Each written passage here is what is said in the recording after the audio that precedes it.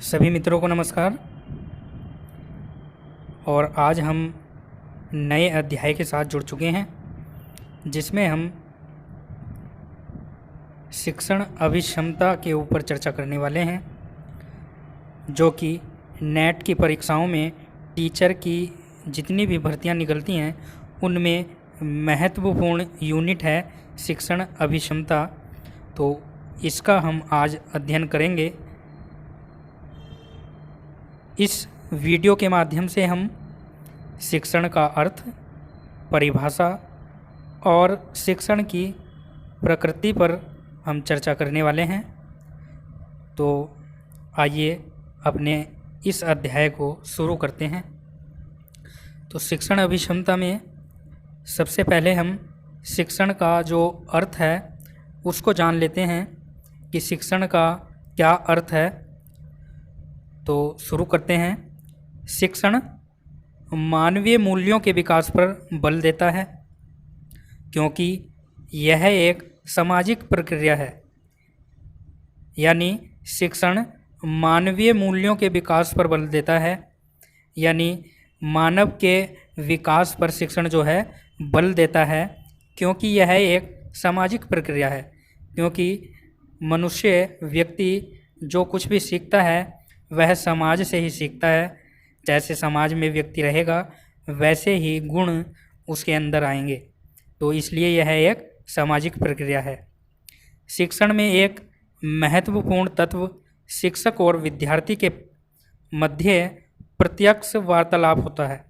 यानी यह शिक्षण में जो है महत्वपूर्ण तत्व जो है शिक्षक और विद्यार्थी के जो मध्य में बातचीत होती हैं, विचारों का आदान प्रदान होता है, वह बहुत महत्वपूर्ण है।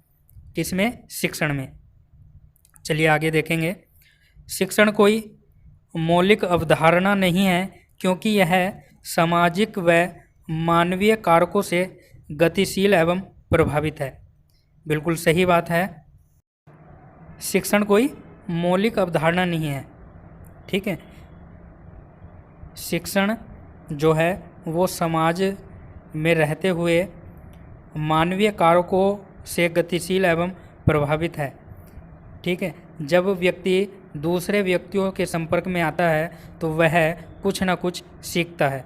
ठीक है। चलिए,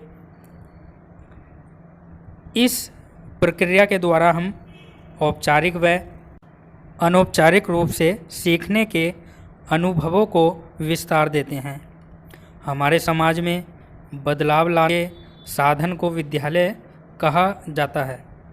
ठीक है। यानी इस प्रक्रिया के द्वारा, इस क्रिया के द्वारा हम औपचारिक रूप से और अनौपचारिक रूप से दोनों प्रकार से सीखते हैं और अपने अनुभवों को विस्तार देते हैं।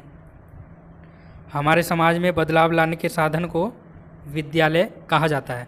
यानी बच्चा जब छोटा होता है तो वह विद्यालय जाना शुरू करता है और धीरे धीरे उसमें बदलाव आना शुरू हो जाता है। तो विद्यालय को हमारे समाज में बदलाव लाने वाला एक साधन कहा गया है। ठीक है। वर्तमान शैक्षिक परिवेश में शिक्षण का उद्देश्य सिर्फ रटना या बलपूर्वक ज्ञान को मस्तिष्क में बिठाना नहीं है, बल्कि विद्यार्थियों में अधिगम करके सीखने की गतिशीलता लाना है। शिक्षण के मुख्य 3 पक्ष होते हैं जो एक दूसरे से घनिष्ठता के साथ जुड़े रहते हैं। यानी जो अब शिक्षा है, वर्तमान की जो शिक्षा है, उसका उद्देश्य बच्चों को रटना या बलपूर्वक सिखाना नहीं है, बल्कि विद्यार्थियों में अधिगम उत्पन्न करके सीखने की गतिशीलता लाना है।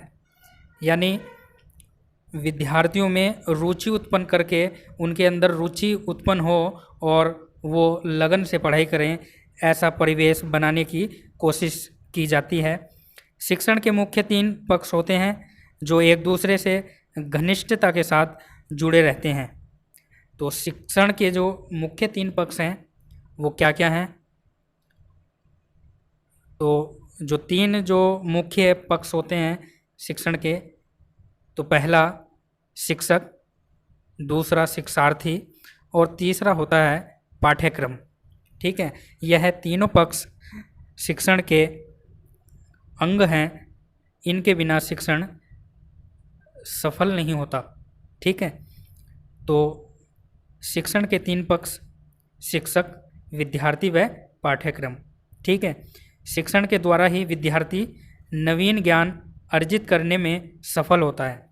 ठीक है, यानी जब वह शिक्षण करता है तो शिक्षण में नवीन ज्ञान, नया ज्ञान उसको सीखने को मिलता है।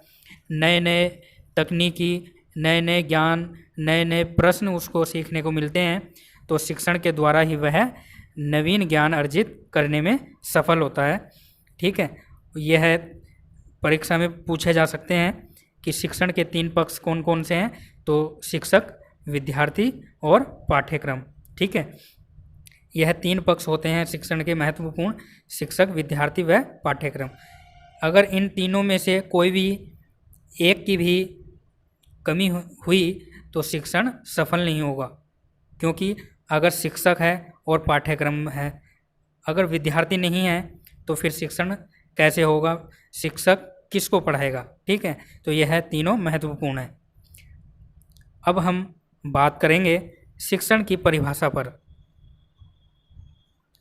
तो शिक्षण की परिभाषा हम एक बार देख लेंगे। तो विद्यार्थियों के व्यवहार में, आचरण में परिवर्तन करने के साथ अधिगम को अभिप्रेरित करने वाली क्रिया क्या है, शिक्षण है। विद्यार्थियों के व्यवहार में, आचरण में परिवर्तन करने के साथ अधिगम को अभिप्रेरित करने वाली जो क्रिया है वह क्या कहलाती है, शिक्षण कहलाती है। ठीक है, यानी विद्यार्थी जब विद्यालय में जाता है और शिक्षण प्राप्त करता है तो विद्यार्थी के व्यवहार में परिवर्तन होता है और उसके आचरण में भी परिवर्तन होता है। ठीक है, और इसके साथ साथ वह अधिगम को अभिप्रेरित करने वाली, यानी अधिगम जो है सीखने की जो रुचि होती है वह उसके अंदर उत्पन्न होती है। जब विद्यालय में जाएगा, नए नए प्रश्न, नई नई तकनीकी उसको जानने को मिलेगी तो उसकी रुचि और अधिक उसको जानने की, उसको पहचानने की उसकी एक रुचि बनेगी और उसी प्रकार उसमें अधिगम उत्पन्न होगा और वह एक अच्छा विद्यार्थी बनेगा। तो इसलिए यह कहा गया है कि विद्यार्थी के व्यवहार में, आचरण में परिवर्तन करने के साथ अधिगम को अभिप्रेरित करने वाली क्रिया क्या है, शिक्षण है। ठीक है, इतनी बात समझ में आई। आगे बढ़ें। चलिए अब हम एक एक करके इसकी परिभाषा पर प्रकाश डालेंगे। तो शिक्षण की परिभाषा क्लार्क के अनुसार, ठीक है, तो इस विद्वान ने क्या कहा, शिक्षण की जो परिभाषा दी है इन्होंने वो क्या दी है, क्लार्क ने। तो विद्यार्थी के व्यवहार में परिवर्तन लाने के लिए दी जाने वाली क्रिया क्या है, शिक्षण है। जैसा कि हमने पीछे अध्ययन किया है दोस्तों, क्या कि विद्यार्थी के जो व्यवहार में परिवर्तन लाने के लिए जो उसको शिक्षा दी जाती है वह क्या कहलाती है, शिक्षण कहलाती है। ठीक है, यानी विद्यालय में जो हमको सिखाया जाता है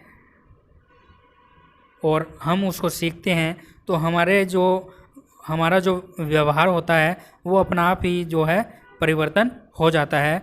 और इसीलिए क्लार्क के अनुसार कहा गया है कि विद्यार्थी के व्यवहार में परिवर्तन लाने के लिए दी जाने वाली क्रिया क्या है, शिक्षण है। ठीक है, तो इतनी बात समझ में आई क्या कि विद्यार्थी के व्यवहार में परिवर्तन लाने के लिए दी जाने वाली क्रिया क्या है, शिक्षण है दोस्तों। ठीक है, आगे बढ़ें, जल्दी से बताएं। चलिए, इतनी बात समझ में आई। चलो अगले बिंदु पे चलते हैं, अगली परिभाषा देखते हैं। तो शिक्षण की जो दूसरी परिभाषा है वीओ स्मिथ के अनुसार, तो इस विद्वान ने क्या कहा क्या परिभाषा दी कि अधिगम को अभिप्रेरित करने वाली क्रिया शिक्षण है। यानी अधिगम को अभिप्रेरित करने वाली क्रिया क्या है? शिक्षण है। तो यह अधिगम क्या है दोस्तों? इसका अधिगम का मतलब पता है आपको क्या होता है? चलिए, कुछ व्यक्तियों को अधिगम का मतलब नहीं पता होगा, इसका अर्थ नहीं पता होगा, तो मैं क्लियर कर देता हूँ।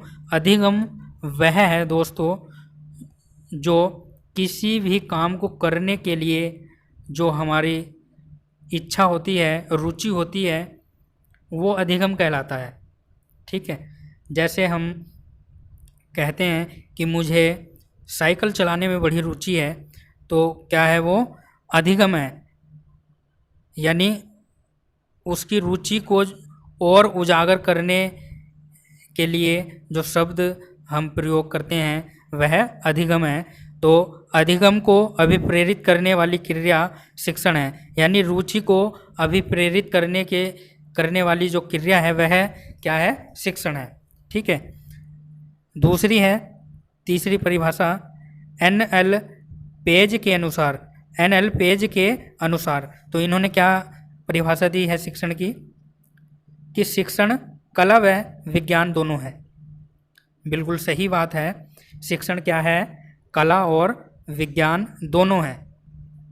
तो कला अनुभवों पर आधारित है। तो कला क्या है?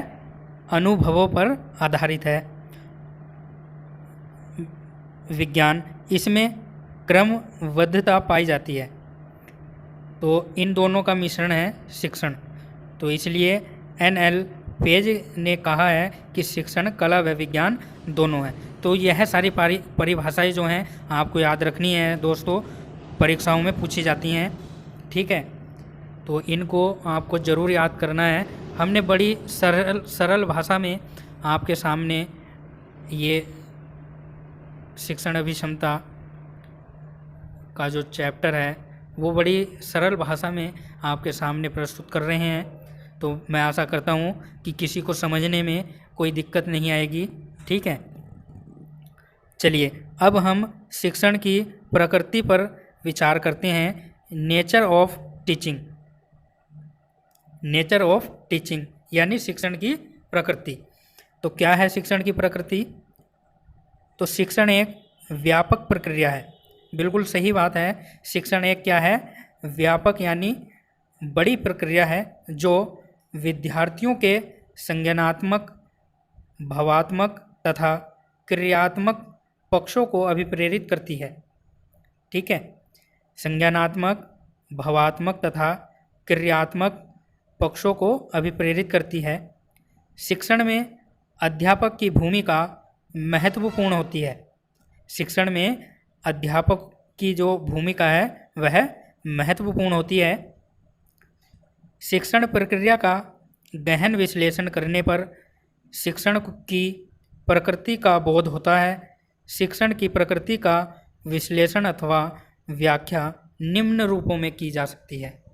ठीक है, तो शिक्षण क्या है? एक व्यापक प्रक्रिया है, बड़ी प्रक्रिया है जो विद्यार्थियों के संज्ञानात्मक, भावात्मक और क्रियात्मक पक्षों को अभिप्रेरित करती है। और शिक्षण में अध्यापक की भूमिका बहुत महत्वपूर्ण होती है। ये तो आप जानते ही हो, बिना अध्यापक के, बिना गुरु के ज्ञान नहीं है दोस्तों। तो इसलिए गुरु, शिक्षक, अध्यापक जरूरी है। और शिक्षण प्रक्रिया का गहन विश्लेषण करने से इसकी प्राकृतिक का बोध होता है। अगर हम अध्ययन नहीं करेंगे तो शिक्षण को नहीं सीख पाएंगे, अपने पाठ्यक्रम को नहीं पूरा कर पाएंगे। तो अध्ययन जरूरी है। ठीक है, तो शिक्षण की प्रकृति का विश्लेषण अथवा व्याख्या निम्न रूपों में की जा सकती है। तो किस प्रकार की जा सकती है? तो पहली जो है शिक्षण त्रिध्रुवीय प्रक्रिया है। यानी शिक्षण क्या है? 3 प्रकार की प्रक्रिया है। Teaching is 3 pillar process. Teaching is 3 pillar process. तो टीचिंग यानी शिक्षण क्या है? त्रिध्रुवीय प्रक्रिया है। यानी शिक्षण जो है 3 प्रकार की प्रक्रिया है। क्या क्या है? तो शिक्षण मनोवैज्ञानिक रायवर्न ने शिक्षण को त्रिध्रुवीय प्रक्रिया माना है। रायवर्न के अनुसार विद्यार्थी, शिक्षक और पाठ्यचर्या शिक्षण के 3 ध्रुव हैं। ठीक है, जैसा कि हमने पीछे अभी अध्ययन किया था कि शिक्षण में 3 घटक मुख्य होते हैं। कौन कौन से? विद्यार्थी, शिक्षक और पाठ्यचर्या। अगर इन तीनों में से एक का भी अभाव पाया जाता है तो शिक्षण सफल नहीं होगा। तो इसलिए रायवर्न ने कहा है कि विद्यार्थी, शिक्षक और पाठ्यचर्या शिक्षण के 3 ध्रुव हैं और यह तीनों ही महत्वपूर्ण हैं। इनके बिना तो शिक्षण की हम कल्पना भी नहीं कर सकते। ठीक है, तो यह आपको परिभाषा याद रखनी है। यह आपको बिंदु याद रखना है क्या कि शिक्षण जो है त्रिध्रुवीय प्रक्रिया है। और ऐसा किसने माना? तो रायवर्न ने माना। और रायवर्न ने विद्यार्थी, शिक्षक और पाठ्यचर्या शिक्षण के 3 ध्रुव माने हैं। परीक्षा में पूछा जा सकता है दोस्तों, तो इसलिए आप इनको याद कर लेना। अब हम दूसरे बिंदु पर चर्चा करेंगे। तो शिक्षण की जो प्रकृति है, नेचर ऑफ टीचिंग, उसकी दूसरी जो विशेषता है वह क्या है कि शिक्षण कला तथा विज्ञान दोनों है। Teaching is a science as well and art. ठीक है, यानी शिक्षण कला तथा विज्ञान दोनों है। तो शिक्षण अनुभवों पर आधारित है, इसलिए कला है। शिक्षण में नियोजन, मूल्यांकन तथा क्रमबद्धता का समावेश रहता है। यह तथ्य इसके वैज्ञानिक पक्ष के महत्व को दर्शाता है। ठीक है, तो ये भी आपको याद रखना है, परीक्षा में पूछा जा सकता है क्या कि शिक्षण कला तथा विज्ञान दोनों है। तो यह सही है या गलत है, इस प्रकार से भी परीक्षा में प्रश्न पूछ लेता है। तो आपको याद रखना है शिक्षण क्या है, कला व विज्ञान दोनों है। ठीक है, और ये हमको पता चल ही गया कि कला और विज्ञान कैसे है। तो शिक्षण अनुभवों पर आधारित है, इसलिए एक कला है। और विज्ञान कैसे है? तो इसमें क्रमबद्धता का समावेश रहता है और जो कि इसके वैज्ञानिक पक्ष को दर्शाता है। ठीक है, इसलिए ये क्या है, कला व विज्ञान दोनों है। चलिए तीसरे बिंदु पर चर्चा करते हैं। और तीसरी जो इसकी विशेषता है शिक्षण की प्रकृति की, वह क्या है?